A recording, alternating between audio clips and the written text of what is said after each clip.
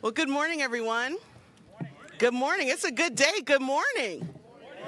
My name is Tamika Moss, and I serve as the Secretary of our Business Consumer Services and Housing Agency for Governor Newsom, and I'm so excited to be here with all of you today. It is truly a day of celebration. We are celebrating our collective North Star, which is yes to housing, right? We are saying yes to our unhoused vets today. We are saying yes to our families who are one economic emergency away from a housing crisis. We are saying yes to our neighbors who are experiencing behavioral health challenges. We are saying yes to our young people who are doubled up in housing, needing more housing. We are saying yes to housing. And I'm so excited because this package of bills represents our opportunity to keep working. This administration and legislature has been so committed to addressing our housing crisis and our homelessness crisis. But guess what, y'all? We need to do more, and we need to do it faster, and we need to hold ourselves accountable. And what we are saying no to are delays. We are saying no to communities who are not doing their fair share. We are saying no to communities who resist building shelter in their communities for our unhoused neighbors. And we are also saying no to folks who protest affordable housing projects in our community. We are here now to say yes to housing, and it is my incredible honor to introduce our next speaker, who is one of our incredible housing champions, Assemblymember Grayson. Thank you. Thank you, Secretary Moss. And yes to housing. It is such a great honor to be here today with my colleagues as well as the governor, and want to recognize the incredible partnership between Governor Newsom and the legislature when it comes to the pursuit of finding solutions and identifying pathways to address the housing needs that are in California. Housing is connected to health care. Housing is connected to jobs. Housing is connected to education. Housing is connected to transportation. Housing is connected to the well-being of every individual in this state. And I want to thank the advocacy groups. I want to bring recognition to Bridge Housing and to our NorCal carpenters for the incredible work that they do to improve the quality of life for all of Californians. And it is my honor to introduce one of the most tenacious legislators in California with a resolve and a conviction to make sure that everybody has access to housing, my colleague and my dear friend, Assemblymember Buffy Wicks. Thank you. I love that when my colleague says tenacious, this whole crew laughs and giggles in the background, but I'll take that as a compliment. I'm so excited to be here. I also want to recognize our Mayor, London Breed, who has been a tremendous leader on housing. Thank you for your leadership. And this wonderful group of people behind us, as well as State Senator Scott Wiener, who I know couldn't be here today. He's in Washington, D.C. at the Center for American Progress Housing event. We've also had great leaders in the Senate, Nancy Skinner, and many, many others who have gotten us here today. And I will say the last, 5 or 6 years have been really transformative in terms of housing policy. We've created structural change on this issue. And now what we need to do is make sure the cities are doing their jobs. And that's what a lot of these bills are today, including some of mine that we went through a very tumultuous process to get them here, and excited to get the signature from the governor. And when I think about housing and why I'm involved, I don't come from a lot. I grew up in a trailer. And, when I was little, I was really embarrassed about that. And what I realized as I got older is that trailer provided for me housing security. That trailer allowed me to go to community college and to access the ladder up, to go from working class to middle class. And that opportunity is not afforded to so many people today, particularly our Black and brown communities. That trailer allowed me to go work for President Obama for 6 years. That trailer allowed me to be an assembly member in California and to do the work that I do. And I am mission focused on ensuring that every young person has that housing security, despite what type of roof is over their head, but that they know it is secure, so our kids can flourish, so they can focus on their school, so our families don't have to make tough choices about can they pay the rent or afford food on their table. And that is what this is about. And that is why every city has to participate in this process. Inertia and status quo are no longer acceptable in California.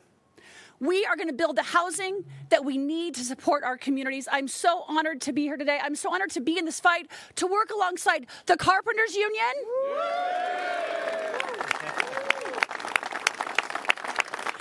And I will tell you, I was in Los Angeles yesterday. We did a groundbreaking for 800 units in South Los Angeles. Carpenters Union, 800 units in South LA with a Costco there.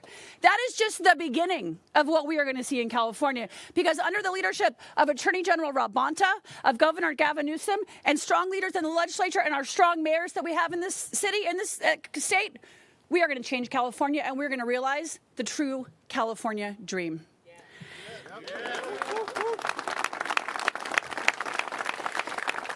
And when we say tenacious, that is not only the title only for me. That is also the title for one of the best attorney generals the state has ever seen, Attorney General Rob Bonta. Thank you. Thank you. Well, good morning, everyone. I want to first invite Assemblymember Wicks to introduce me at every other event that I have for the rest of my life. Thank you for that very kind introduction. Good morning, everyone. I'm honored to be here with so many pro-housing champions, people who are fighting for a better future, who believe in action and doing instead of just talking and hand-wringing. And I'm just grateful for this collaboration, to have local leaders, including our great mayor of San Francisco, London Breed, and elected state leaders, legislative branch, working with the executive branch, of course, our great governor, who I'll have the opportunity to introduce in a moment. In order to fix a problem, you need to face it, you need to confront it, and you need everyone on board. When you're in a crisis, you got to do what you do in a crisis. It's all hands on deck and every tool in the toolbox. And today is a down payment on more action, more doing, more urgency, being more aggressive when it comes to taking on our housing crisis here in California. And I'm grateful for all the participants in addressing our housing crisis. We are multiple millions of units short of hitting our goals. And no local government, no local jurisdiction, no entity needs to do everything. But every jurisdiction, every local government needs to do something. They need to participate. They need to build housing in their jurisdiction. And so some of the laws that we are passing today, including two that I was honored to sponsor and work with two of the greatest housing champions I think the California legislature has ever seen, Assemblymember Buffy Wicks and Senator Scott Wiener. They provide greater incentives, encouragement, clarity for our local jurisdictions on fulfilling their responsibility. We provide more clarity around what's known as the builder's remedy. When a city does not plan appropriately to build the housing they need to, builders can build housing, and we provide clarity on where, and maybe we make it more financially feasible. We also believe that when a local jurisdiction commits a violation, there needs to be accountability starting and attaching at the point of the violation, not much later down the road where it's vague and ambiguous, but from the point of violation. And so with this clarity, with this structure, we hope, we believe that all of our incredible good faith acting cities following the law will help us get to where we need to go when it comes to creating what we know we all need: an affordable California, a place where every Californian can have access to high quality, dignified housing, whether they rent or own the place they call home. I believe housing is a human right. I believe everyone should have a pathway to great housing, and today the action that we're taking will help us get there. So I'm proud of this group, proud to stand with them and by them. I'm grateful for all the work that they have done, are doing, and will continue to do. And this is what we need: action, collaboration, urgency, and doing what we do in California. We deliver solutions to Californians. We make their fights our fights.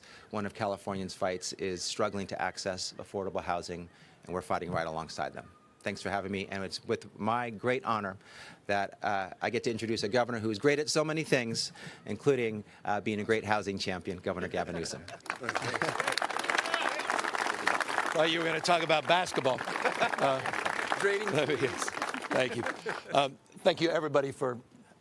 They were really impressive. I think they were trying to press all of you guys. There's a little more energy in this press conference than normal, because a lot of these bills they're tough, and You got to slog through them. There's 32 bills that we'll be pressing today. 32, 7 that we're highlighting today, 7 that I'll be signing here today in this space. That is not the entire package of housing bills that are on my desk. I started 2 weeks ago, 991 bills. 991 bills on my desk, over 70 in the housing space, and I absolutely concur with what was just stated. This legislature in the last 4, 5, 6 years has done more, arguably, than the last 4 or 5 legislatures have done in the last 30, 40, or 50 years to address this crisis. I mean that. I couldn't be more proud of their work. And you've seen this sort of tectonic mind shift away from NIMBYism to YIMBYism, this shift around accountability, this shift of understanding that state vision is realized at the local level. Localism is determinative, particularly as it relates to housing. And accountability and transparency are foundational to advance those goals. That said, we continue to struggle with accountability. We continue to struggle with transparency. I give you Exhibit A, Huntington Beach, California. That is a city that's performative in terms of their approach to addressing the crisis of affordability, not just in their city, but in our state. There is no doubt the state of mind for most Californians that I think connects more Californians is a recognition that the original sin in this state is affordability and impacts more people in more ways on more days, and that's the issue of cost of housing. And it's that imbalance of supply and demand. It's the fact that we simply have not gotten out of our way, and that's the challenge we're trying to address here today. And it's a challenge we've been addressing for a number of months, but we're strengthening and we're tightening up our efforts around the accountability frame. We created an accountability unit a number of years ago, and I want to thank the legislature for embracing that and supporting that and funding that effort. 540 actions, 540 actions with that accountability unit, and a champion with the Attorney General that has put the hammer down. And this is not, we're not closed fists, we're open hands. The incentives are next level. But for those that turn their back on this crisis, we're turning up the heat. And Rob Bonta has demonstrably advanced some very aggressive actions that have produced some remarkable results. 7,500 units of housing have been unlocked through the actions the Attorney General has taken and this Housing Accountability Unit has taken. Ask the folks in Elk Grove if this accountability unit hasn't been impactful. And you will soon be able to ask the folks in Huntington Beach if the law I'm about to sign is not impactful. They continue to thumb their nose at the state of California, the people of this great state. They continue to lose decision after decision after decision. They abuse the process. They abuse the law. And now we will enforce aggressive fines with the law that I will be signing today. Enough is enough. This is serious stuff, and it requires serious people, serious purpose, as was said by Buffy, serious mission. And so I want to thank again the legislature for continuing to focus on the issue that defines more issues in the state of California. By the way, that includes component parts, and that's the issue of homelessness. We're now incorporating for the first time, and this is where it gets dull, in the 7th RHNA cycle, look that up later, we will be requiring homelessness as a component part of our legal goal setting.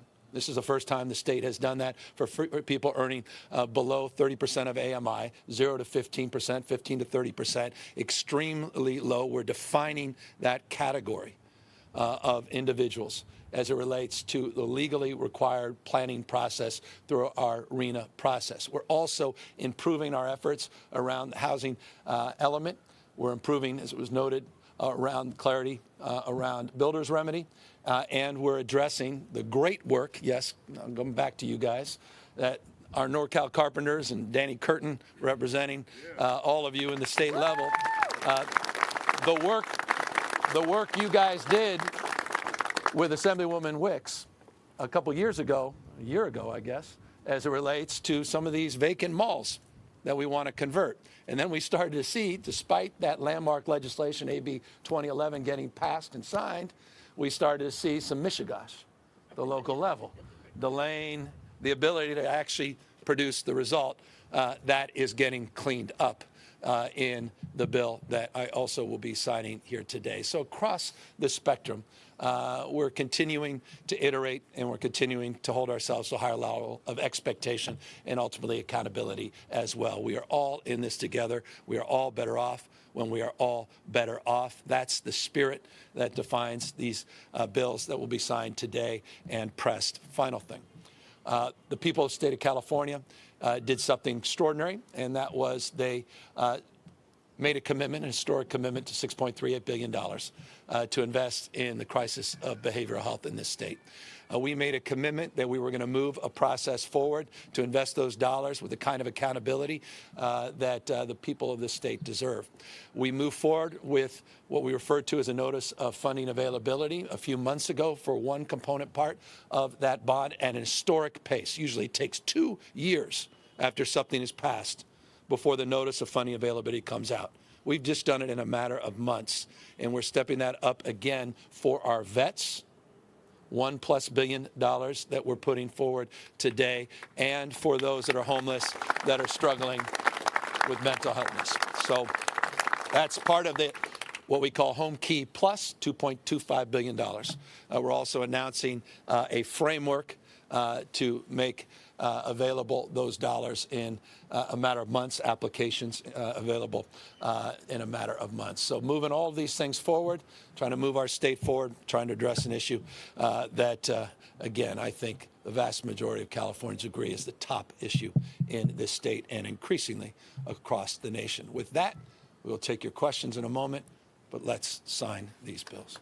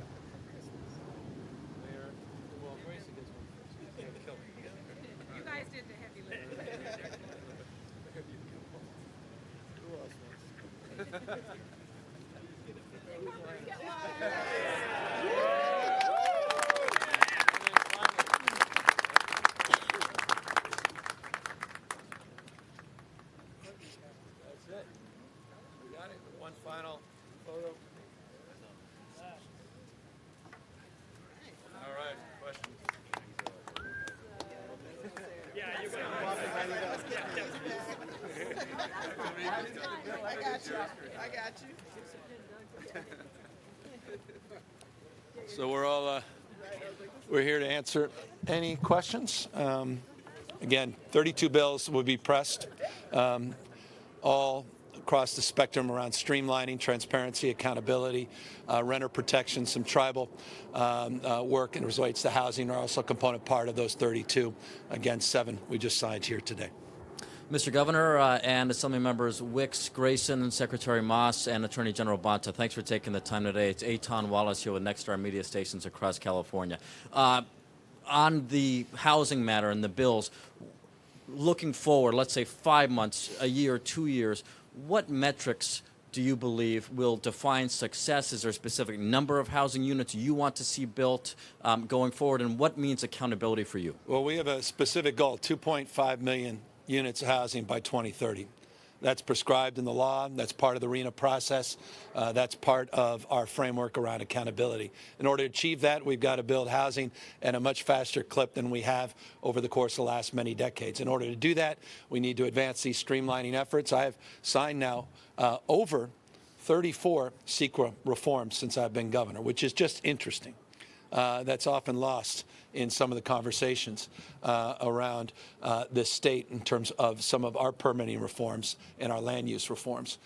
We've done that, though, not to our friends in labor, but working with our friends in labor. And that's the difference. I say this all the time. You want to go fast, go alone. You want to go far, you go together. And I think that's the spirit of the Carpenters Union be here, who, by the way, I'm saying this with a little bias because it just happens also to be true, but it also may express a bias. The Carpenters Union in particular has been next level in their support of recognizing we need to do things differently and we need to move more efficiently. And do so in a way that doesn't run over the rights, the hard-earned rights that they advocate for. And so I just think we've found this wonderful balance together that really is best in class. I mean it. So, again, but it's just, look, Eitan, the bottom line is we could pass all these laws, and if folks at the local level are blocking all these projects over and over and over, you saw Norwalk this week. You know, we just incorporated homelessness into the accountability unit that was the housing accountability unit. 540 actions on housing. The first action on homelessness on Monday of this week in Norwalk. They didn't even want to zone or support any supportive housing in their community. And so we're just taking a completely different approach than we ever have in the past. And I think we're lighting a course for the future for other states as well to follow. But again, this is the original sin in this state, decades and decades in the making. Society becomes how we behave. We are by our behavior. And we have failed to produce the results in this space. And that is what we're addressing today. Final point, the Fed impacts are going to be outsized as well. That 50 basis point cut yesterday was a big deal. We look forward to many more cuts over the course of the next few months. And now with all of these reforms, with an interest rate environment where mortgage rates are going down, construction costs begin to soften in terms of cost increases, I think, are going to start to see the benefits of all these reforms as well. Forgive me. Hi, Governor. Deborah Kahn with Politico. The special session on gas prices that you requested began yesterday, and there's a number of additional proposals to stabilize prices besides yours, including one that would pause the upcoming amendments to the low-carbon fuel standard, which were estimated last year to raise prices by 47 cents a gallon. Is that a proposal that you'd be open to? Well, you got to stress test that estimate. That was in one report. There were subsequent reports that completely didn't get that. So I just want to be careful when that headline gets thrown out there. As it relates to LCFS, I'm deeply involved and engaged in that. I don't think it's appropriate and it's unnecessary to have that mixed up in a special session. Thank you. Thank you. Hi, Governor. I'm Vanessa with KQED.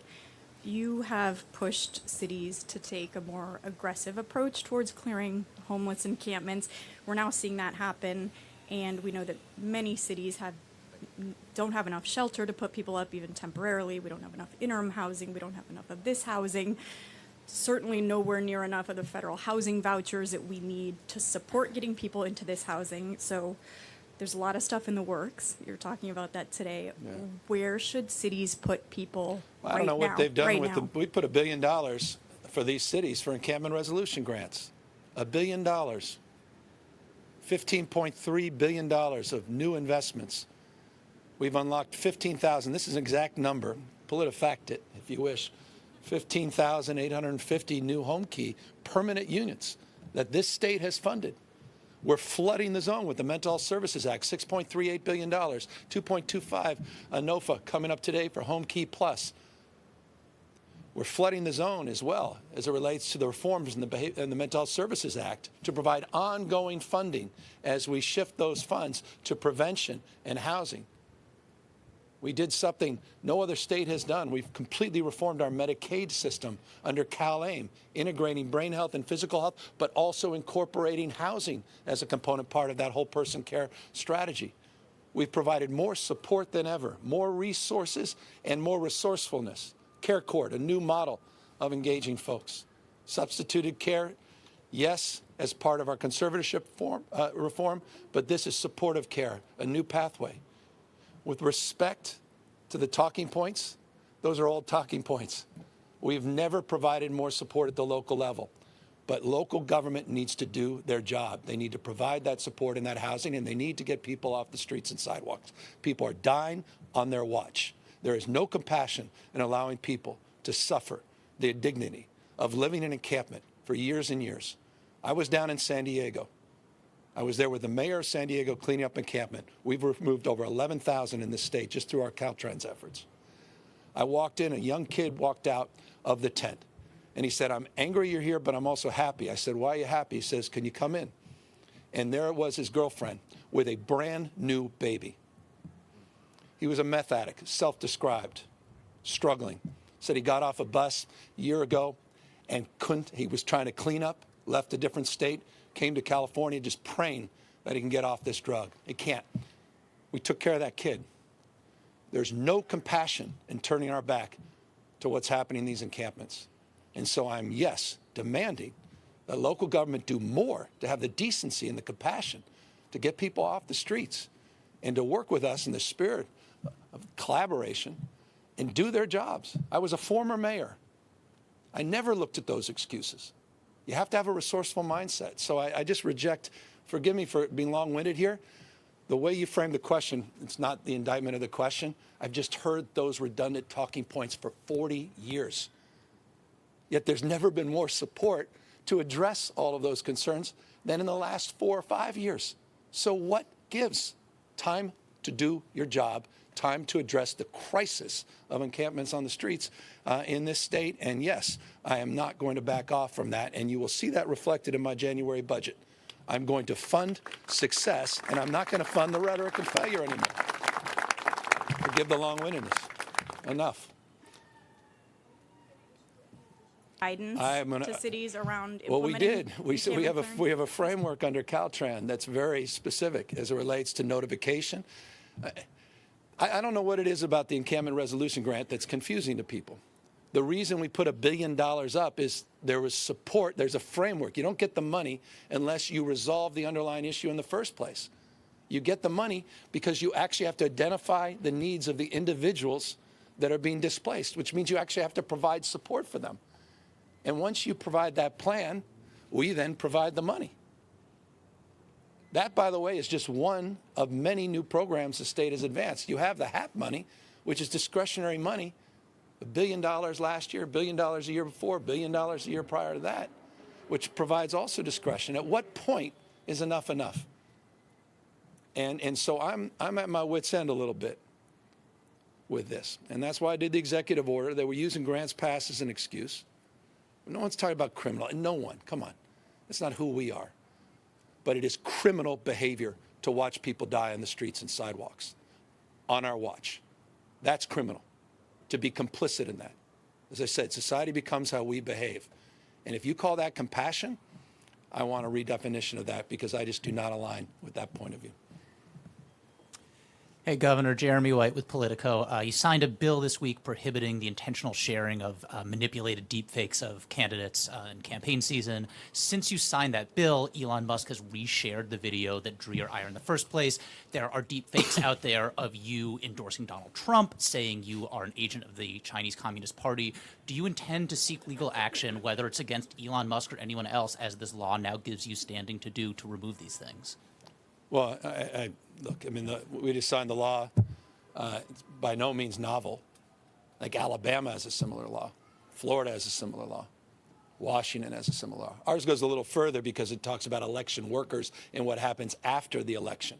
That's why I'm really proud of the work the legislature did in that respect, 60 days post-election, where we anticipate seeing deep fakes and manipulation as it relates to voting integrity. That is a profound distinction in our law. But I think Mr. Musk has missed the punchline. Parity is still alive and well in California. But deep fakes and manipulation of elections, that hurts democracy and the integrity of the system and trust. And we believe in truth and trust. And we think this law is sound and will be upheld in the courts. So do you intend to seek legal action, whether on Elon Musk or any of the proliferating well, deepfakes the of you? The law asserts that many can seek injunction relief, and I just signed the law. I just signed 32 other bills on housing. And I haven't had a chance to review the specific lawsuit around a conservative blogger that seems offended by our law, but not the Alabama law or the Florida law. Thanks, Governor. Thanks. Hi, Governor. Suzanne Fawn with ABC7. So San Francisco must build 82,000 units in the next 8 years because of a state housing mandate. How will you, Governor, make sure that the localities have the resources they need to achieve the housing goals that the state is assigning to them? I'm old-fashioned. I remember when I was mayor, I never once looked to ask Arnold Schwarzenegger, what are you doing for us? I mean, the counties and cities are a resource. The state's not the state's job to figure out how to do that. It is the state's job to force state rules and regulations, state laws, where we're doing that. We provided, though, $40 billion since 2019, $40 billion for housing. But it's not the job of government to subsidize all of that housing. It's to create the conditions where private sector comes in and makes investments, and we provide housing at all income levels because we created the rules of the road and we created more certainty. So we're just trying to create more certainty, support those rules of the road, provide more accountability. But this is not, I guess, what I'm saying, writing a big check to San Francisco to address their 80,000 unit gap. In fact, quite the contrary, and I'll close on this. San Francisco was one of the early actions we took under the Housing Accountability. It's one of those 540 actions. And the mayor just left. I would compliment her. If she were here, I'll compliment her now that she's not, because the city, to their credit, worked with us, worked with HCD, worked with Secretary, and created a platform where we engaged and we collaborated, and now they're in compliance with the housing element. And that was technical assistance, your question, that the state provided the city to help as well. Okay, one quick question for a colleague. How does San Francisco revitalize the mid-market area after X, Twitter's departure? Well, I'm not the mayor of San Francisco, as you know, so I don't know the specifics as it relates to one departure of one company. But as it relates to downtown, more specifically, I signed a bill today, Assemblymember Ting, that will allow for increment financing to be captured for the conversion in downtown San Francisco, specifically from commercial to residential. Our mindset is this, not just stacking people downtown, or rather stacking businesses. It is stacking people, forgive me. And this notion that we can revitalize downtowns along the lines of what we've seen in other parts of the world, I think provides promise, and that's why this law was important. I applaud Assemblymember Ting for getting that law to me, and that law was just signed and will have, we think, an impact at least adjacent to mid-market in the downtown core in San Francisco.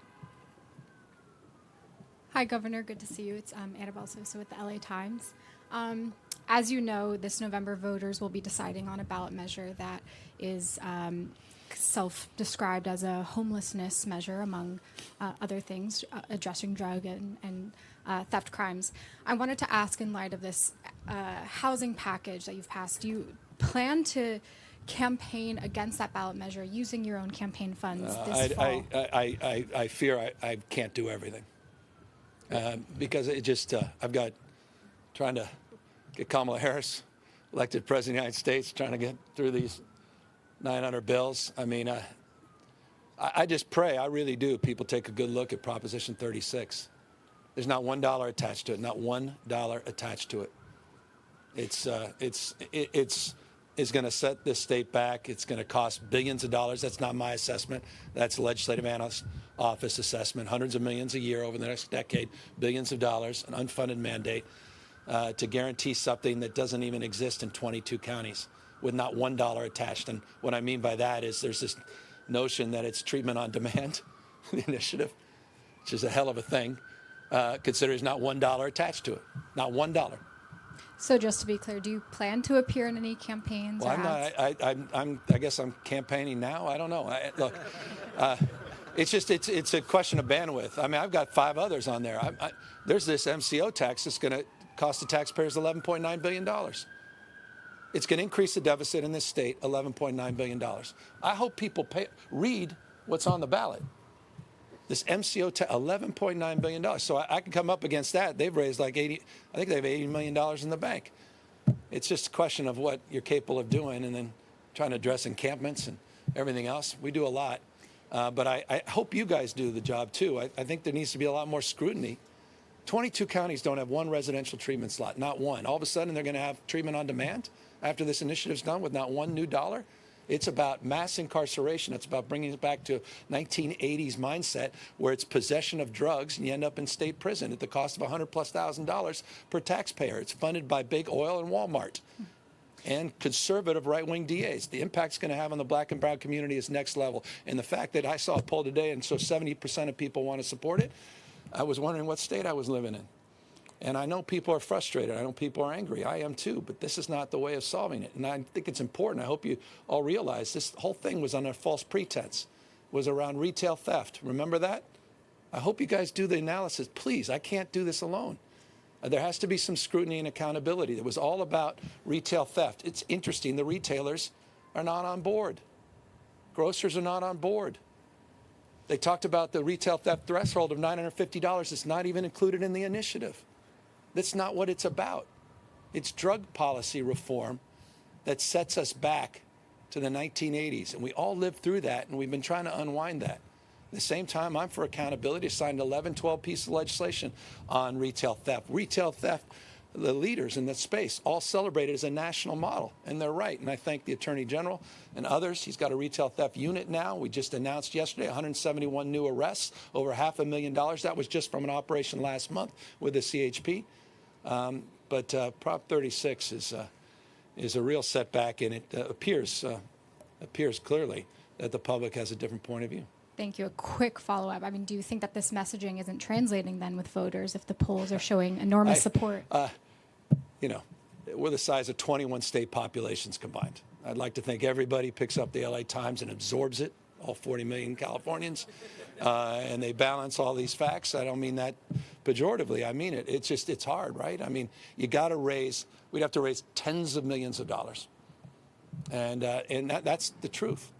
And that's a challenge. So look, I'm not a defeatist on this. Every time you can go back, rewind. I think I've had similar remarks at 25 other locations. That's my point of view. But I'm not naive either. And I made this point. I saw a lot of politicians. They're like this. Which direction's it going? And I saw them move in that direction. And then I realized it was even worse than I thought. I became a little more cynical. They didn't read it. They didn't read it. And that was disappointing to me, but it's not surprising. I've been doing this a long time. Conversation's been like with Mayor London Breed, who's here I haven't today. had a conversation with her. Everybody has their different points of view. You can ask her. I honestly don't know. Hey, Governor. Ethan Varian with the Bay Area News Group. Prop 33, rent control on the ballot. Opponents say would hurt housing production.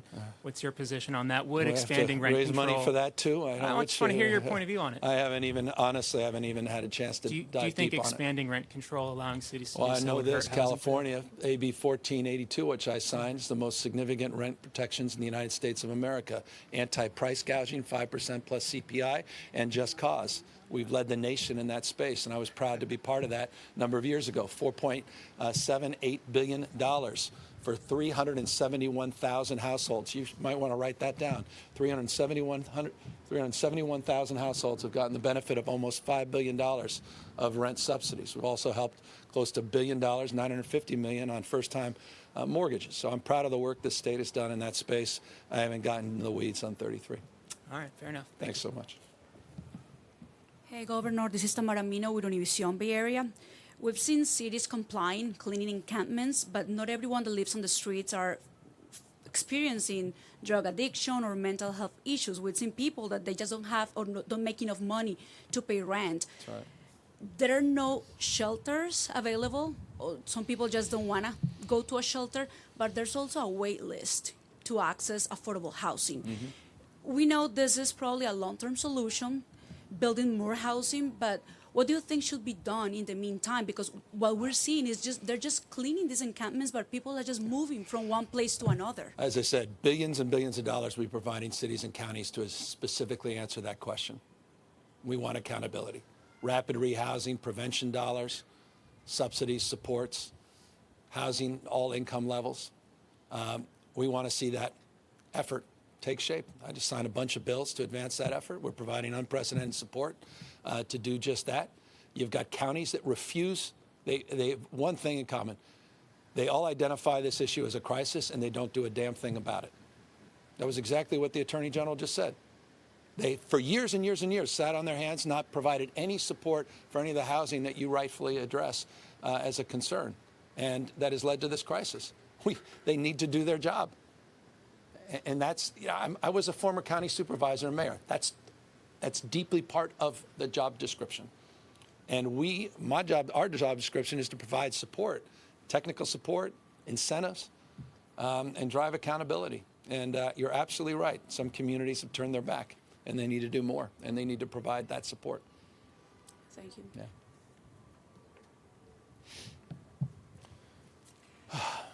A lot of work to do out here. You guys are still here. Like, what is this over? Forgive me. Sean, sorry. Hi, Governor. Sean Hubler, New York Times. You've been very busy on the state stage and on the national stage. Yeah. And so you got 2 years left in your term. A little over 2 years. Right? Yeah, A little I'm more. counting the days. Right. What are your top 2 or 3 goals before you leave office? And what role do you see for yourself longer term, if any, on the national stage? Well, I haven't thought about the second part of your question. We actually just laid out. I have. You guys, you got to return some emails. You might want to at this stage of the president. I've got a process, Sean, called we do something with our cabinet secretaries, OKRs, objectives and key results. We lay out numerically in detail what we want to accomplish. We do it on a quarterly basis, and then we've laid out that vision working back over the next, we had a 2.5-year framework that we put together. We just had a retreat on it. So I can give you more detail down across the spectrum of issues. But I think the broader strokes is around accountability, driving results. And I think a big part of what you're hearing today and seeing represented in these bill packages and the good work legislative leaders behind me have done is that we really all are, I think, aligned in that mindset. And so that's fundamental in terms of the approach on healthcare, on housing, on education, on children and youth across the spectrum. But I could provide you more detail because we have it down to the detail on a quarter-by-quarter basis. Yeah. What about the national stage? Well, I'm deeply committed to the cause of freedom and democracy. I'm deeply committed to Kamala Harris' success and success of her campaign and candidacy, and I'm expecting she's successful in the next few months, and she's going to have no greater partner in the United States than Governor of California for the next 2 years, and I'm confident well beyond that. This state believes in her. We have her back, and we're looking forward to having her back in the White House for 8 more years. And after you leave office? After What's your I've life had 2 like then? years on my obituary. Usually they ask that question when there's 2 months or 12 months. This is distressing. What to do? And you know this. 2 weeks in politics is a lifetime. 2 months is 2 years. I mean, you know. You want to answer the rest of that question? There you go, Rob. Yeah. It's on you, Mr. Governor. Well, I appreciate it. Thanks, Sean. Thanks, Governor. Thanks. All right. Well, I appreciate it. Look, everybody, I didn't mean to be testy here today on some of this stuff, but it just breaks my heart. I've been doing this a long time, to Sean's point, and I'll very briefly on this. I've been hearing some of the same talking points for decades now. And I guess the longer you do this, the more frustrating it becomes. Because I imagine 20, 30 years from now, if we're status quo ante, you'll be hearing the same stuff and people even more angry. And so this is all about a pattern interrupt. It's like an old record player and you scratch it. That's what this bill package represents. We just want to radically change the way we've been doing things. And I think that more than anything else defines the why, the what, and the how of the 7 bills that we just signed here today. Thank you all very much for coming out.